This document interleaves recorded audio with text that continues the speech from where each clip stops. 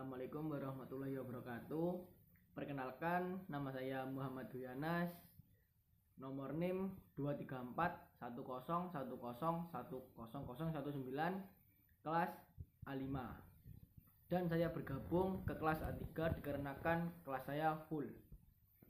Di sini saya akan menjelaskan tentang teori belajar dan pembelajaran. Yang pertama, teori belajar. Teori belajar dan pembelajaran adalah teori belajar menjelaskan sebagaimana siswa menerima, menyimpan, dan memproses pengetahuan. Ketika kita sedang belajar, pengaruh kognitif, emosional, dan lingkungan, serta pengalaman yang sebelumnya, semua yang berperan sebagaimana pemahaman atau pandangan yang ada di dunia. Konsep teori belajar itu ada 4 teori, yaitu behavioristik, kognitif, konstruktivisme, dan humanistik. Dari keempat teori tersebut, itu sangatlah penting bagi kehidupan manusia. Jika gambaran tersebut mengenai bayi yang sedang belajar, duduk, berjalan, dan lain sebagainya, secara naluri bayi tersebut akan bisa beraktivitas, tetapi itu diperlukan manusia untuk mengajarkan hal tersebut yang dilakukan dengan baik. Yang pertama, munculnya teori belajar. Dua kunci utama keberhasilan dalam pendidikan adalah belajar dan pembelajaran. Belajar berperan melanjutkan warisan kebudayaan dan dari satu masa ke masa selanjutnya.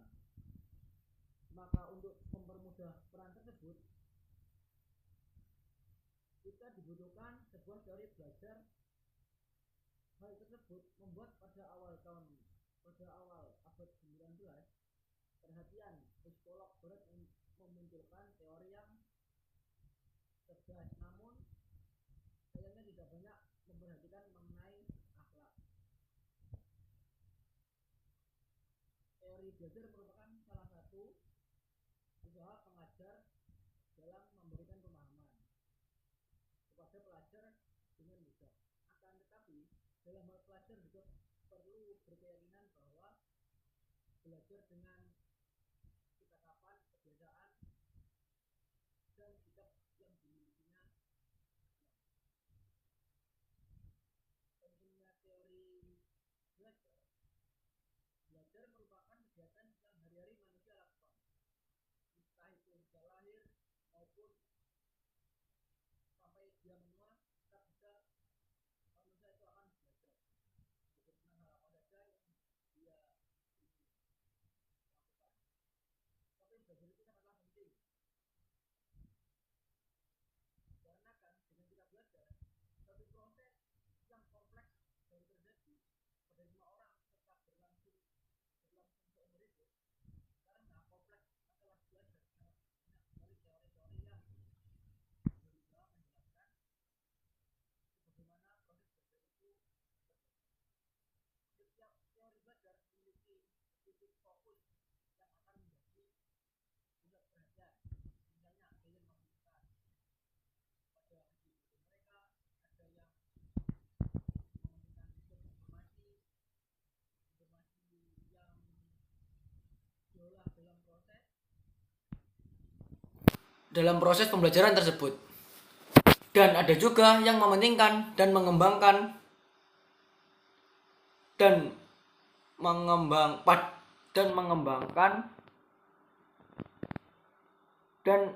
pada membangun sikap pengetahuannya sendiri. Prinsip belajar agar kita bisa bertindak secara cepat. Artinya, teori-teori dan prinsip belajar ini diharapkan semua dapat membimbing dan mengarahkan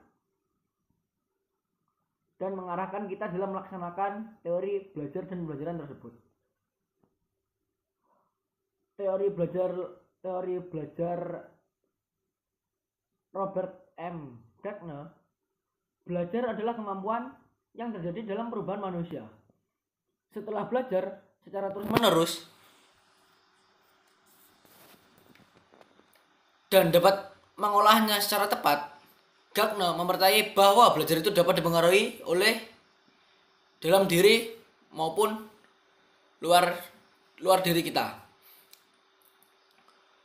Gagner pada 1992 telah mendefinisikan belajar itu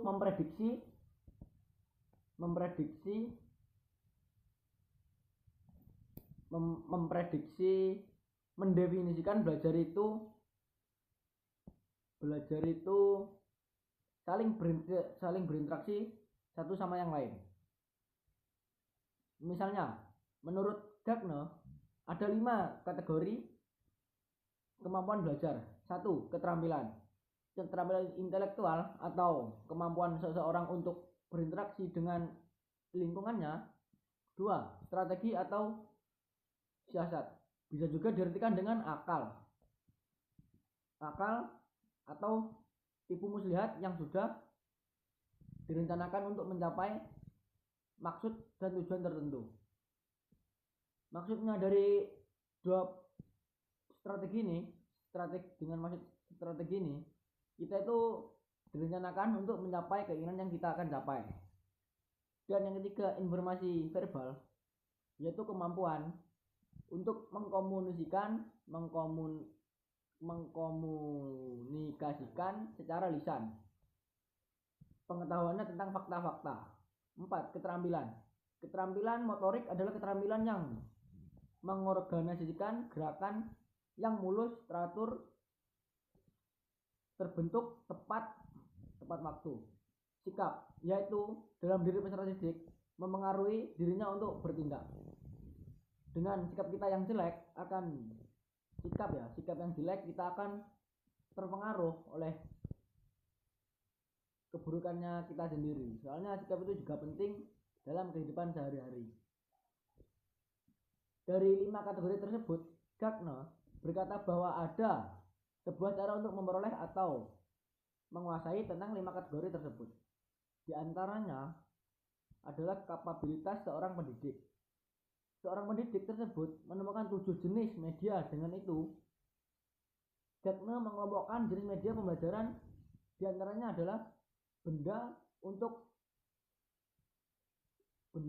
diunjuk rasa atau demonstrasi, komunikasi lisan, media cetak, gambar diam, gambar gerak, film bersuara, dan ada juga mesin belajar.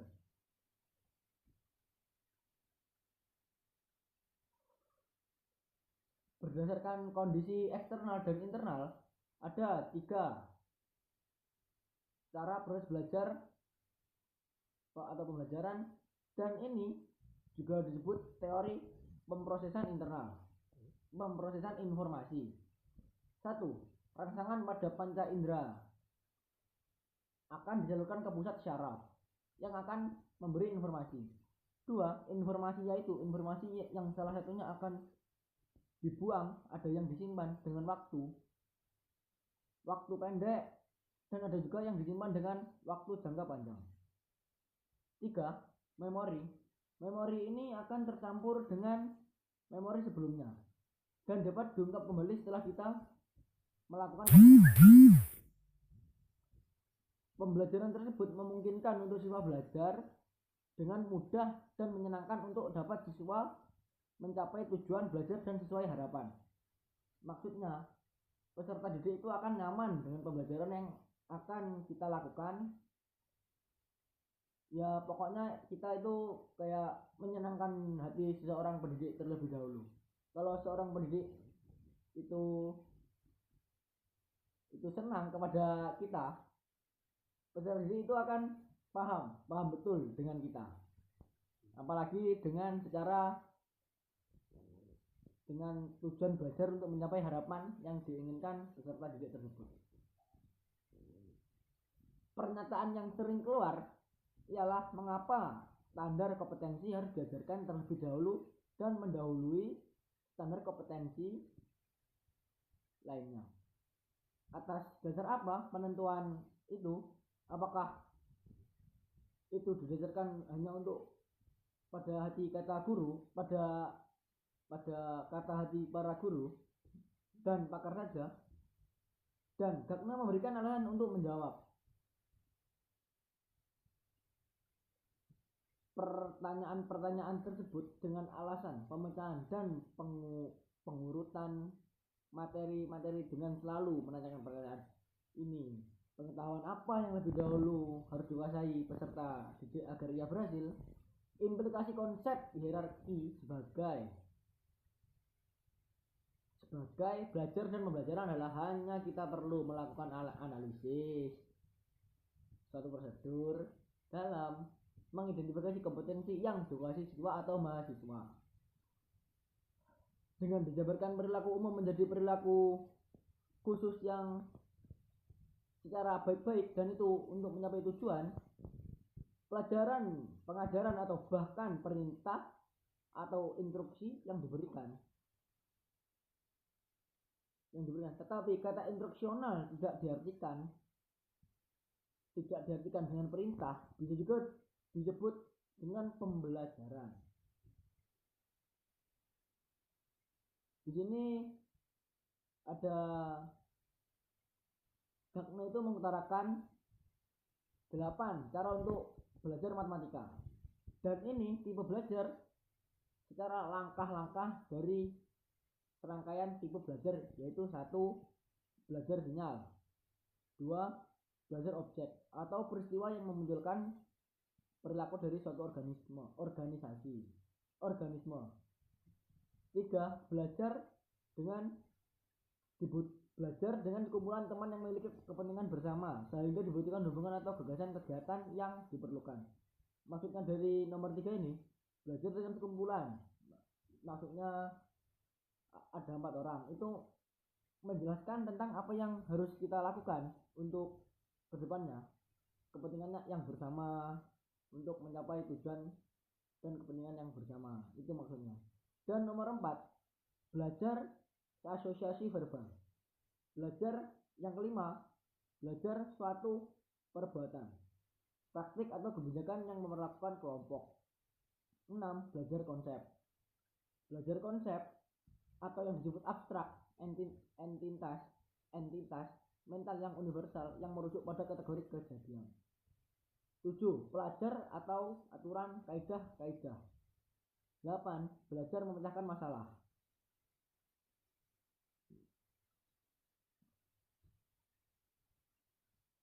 Dan ada 4 tips belajar secara hierarki.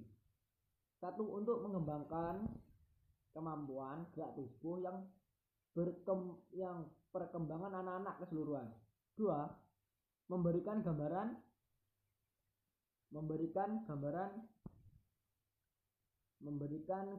produk yang dihasilkan. Yang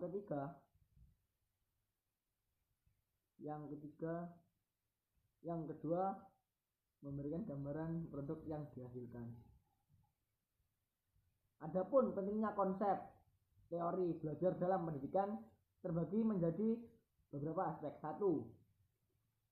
Mengembangkan kemampuan belajar serta memahami konsep-konsep tersebut. 2. Membantu guru dalam mengembangkan kemampuan mereka sebagai guru. Teori belajar membantu guru dalam mengembangkan kemampuan mereka sebagai guru, seperti memahami cara belajar yang efektif, memahami kebutuhan siswa, dan membuat kelas yang dinamis dan efektif.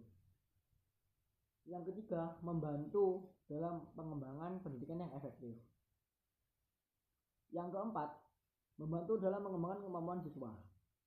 Teori belajar membantu dalam pengembangan kemampuan siswa itu seperti memahami cara belajar, memahami apa yang kita pahami atau kita pelajari, kemampuan siswa untuk mengembangkan diri mereka sendiri. Dalam konteks pendidikan, peserta didik itu diwajibkan untuk bisa mempelajari teori-teori untuk masa kedepannya. berikut adalah beberapa metode pembelajaran yang efektif dan menyenangkan. Satu, metode demonstrasi. Metode demonstrasi itu bisa juga guru memperagakan sebuah kejadian. Cara kerja suatu alat atau teori-teori tertentu untuk membuat siswa benar-benar mengerti materi yang disampaikan atau pahami, mereka itu akan paham dengan apa yang harus mereka lakukan. Yang kedua, metode diskusi. Siswa membalas materi dengan guru. Nanti metode diskusi ini akan berjalan dengan sangat lancar dan bisa dipahami oleh siswa-siswa maupun guru tersebut. Jadinya ada interaksi antara guru dan siswa. Dan yang ketiga, metode debat. Siswa membahas dan mendiskusikan topik tertentu dengan depan guru atau siswa lainnya untuk memahami dan mengkritik materi dengan lebih dalam. 4. Metode jigsaw. Siswa dibagi menjadi grup dan mengumpulkan informasi tentang suatu topik sumber yang berbeda. Kemudian mereka berbagi informasi dengan grup lainnya. Yang kelima, metode studi kasus. Siswa membahas dan mempertimbangkan kasus tertentu untuk memahami dan mengaplikasikan konsep-konsep yang telah diberikan. Jadi kesimpulannya dari semua teori pembelajaran kali ini, kesimpulannya ialah kita itu harus sebagai warga Indonesia atau dunia, belajar itu penting. Itu dilakukan dari lahir sampai kita menua nanti. Kita itu harus terus belajar sampai kita tahu bahwa mempelajari teori-teori belajar dan pembelajaran itu sangatlah penting.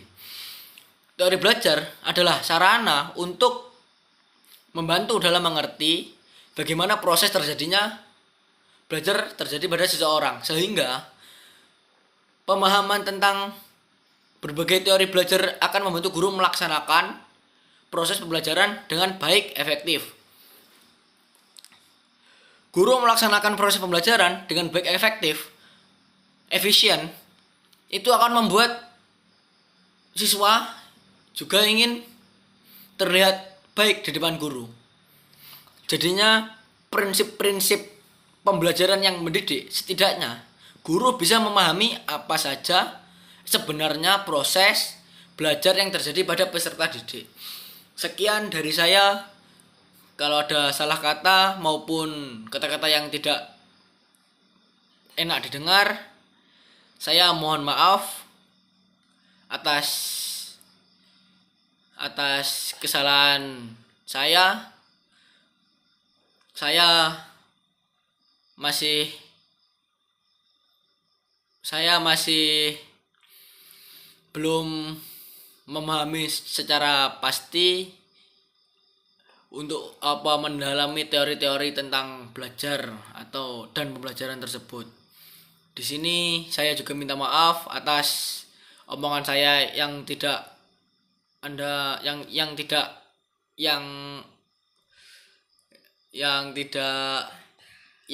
pantas untuk didengar maupun terbelit-belit. Saya minta maaf. Sekian dari saya. Wassalamualaikum warahmatullahi wabarakatuh.